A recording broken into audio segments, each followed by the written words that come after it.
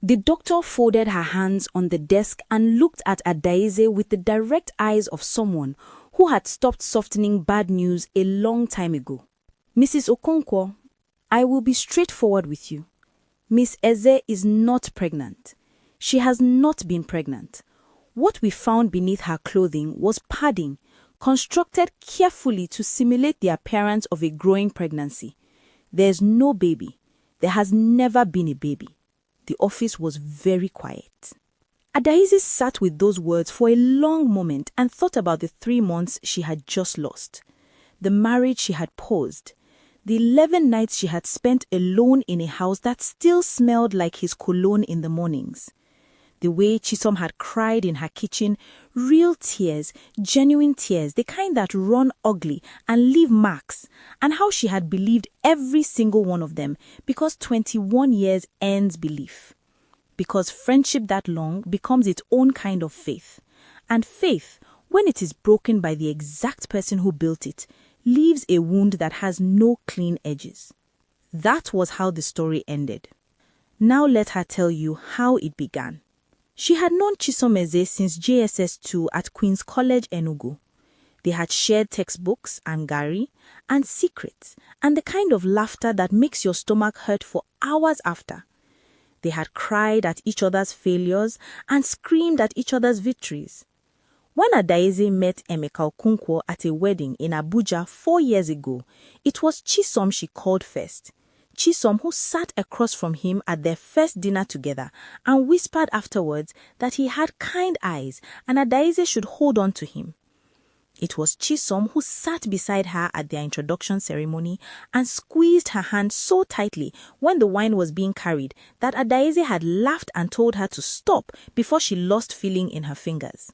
What Adaeze did not know, what she would spend a long time after this night trying to understand, was that Chisom had loved Emeka first, before the Abuja wedding, before the introduction, before the white dress and the vows and the photographs that now hung in a house Emeka had not slept in 11 days. Chisom had loved him quietly and privately, and without ever saying so. And when Adaeze came home from that Abuja wedding glowing and full of news, Chisom had made a decision that evening that she would never speak aloud. She would be the best friend. She would be happy for Adaeze. She would hold that feeling down inside herself until it stopped moving. But feelings that are held down do not stop moving. They find other ways out. The first signs had been small enough to dismiss. Chisom visiting more than usual. Chisom finding reasons to be in the house when Emeka came home from work. Chisom laughing too easily at things Emeka said, lingering too long in conversations that did not require her presence. Adaeze had noticed, and had noticed herself noticing, and had talked herself out of it each time because this was Chisom. This was her person. You do not accuse your person of something you cannot prove without destroying the one relationship in your life that has never let you down. 3 months ago, Chisom had sat in Adaeze's kitchen and told her she was pregnant and that Emeka was the father. She had delivered it wrapped in tears and apologies and a story about one night and too much wine and a mistake that she swore had happened only once.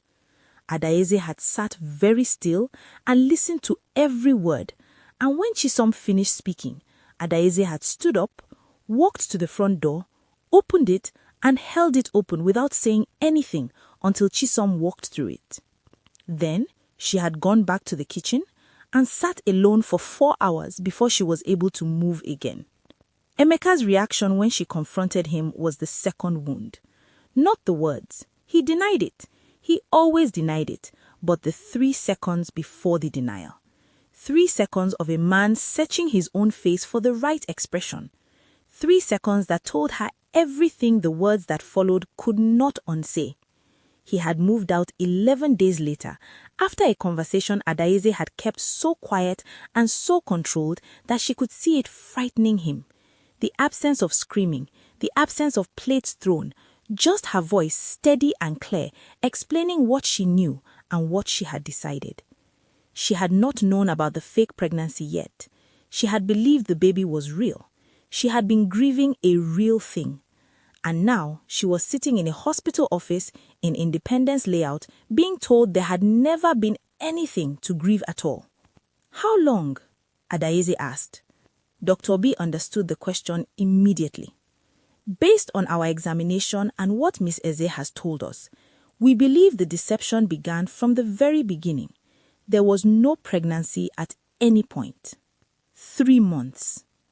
Chisom had worn that padding for 3 months, had attended the fake antenatal appointments, had sent the fake scan photographs, had accepted the money Emeka was giving her for the baby's needs, money that Adaeze now understood had been coming from their joint account, from the savings they had been building together for a future that Chisom was methodically dismantling from the inside. "Where is she?" Adaeze said. The doctor walked her down the corridor. Emeka was outside the door, still in his work shirt, both hands pressed flat over his face, not yet aware that the woman he had moved out on was now standing 10 meters behind him. Adaeze watched him for a moment. 11 days she had not seen this man. 11 days of silence in their house, of sleeping in the center of a bed that was too large, of cooking portions that were too small. And here he was, in a hospital corridor, having rushed from wherever he had been when Chisom called him, standing vigil outside a room where a baby that never existed had just not been born. He looked up and saw her. He opened his mouth. She walked past him. The room was small and very white. Chisom was sitting on the edge of the hospital bed in a hospital gown, the elaborate prosthetic now somewhere out of sight, looking smaller than Adaeze had ever seen her look in 21 years of knowing her face. Her makeup had run completely. Her hands were folded in her lap. She looked up when the door opened, and what crossed her face was not guilt exactly, but something more complicated. The expression of a person who has been caught, but who is also, somewhere beneath all the shame, relieved that the running is finally over. "Adaeze," Chisom said. "Do not." One word, quiet as a closed door. Chisom closed her mouth.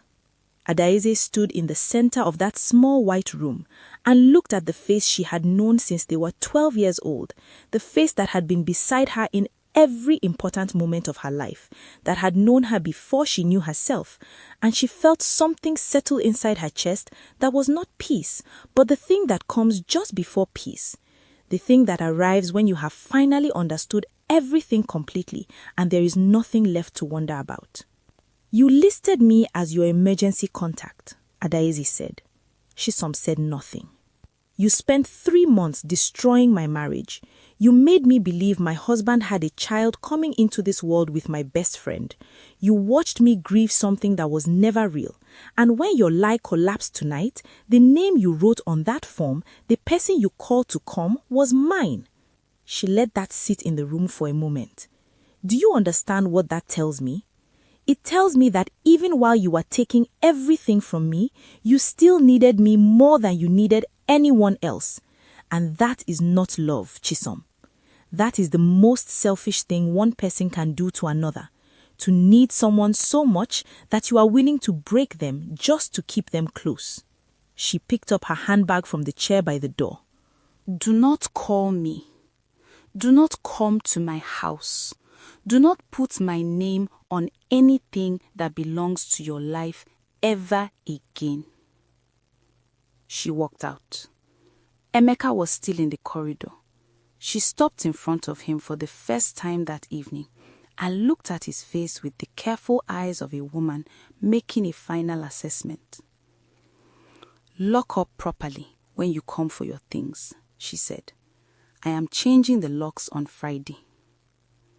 She walked down the corridor and through the sliding doors and out into the Enugu night. She sat in her car for a long time without starting the engine. The stars above Independence Layout were very clear.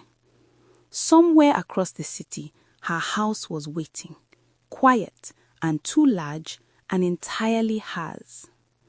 She started the engine. She drove home. And for the first time in 3 months, the silence felt like something she had chosen, rather than something that had been handed to her. The most expensive thing Chisom lost that night was not the lie. It was the only person who would have loved her through the truth. If this story moved you, please like this video, share it with someone who needs to hear it today, and subscribe to Joyce's Folk Tales so you never miss a story. Hit that notification bell. A new story is coming and you are not ready for it.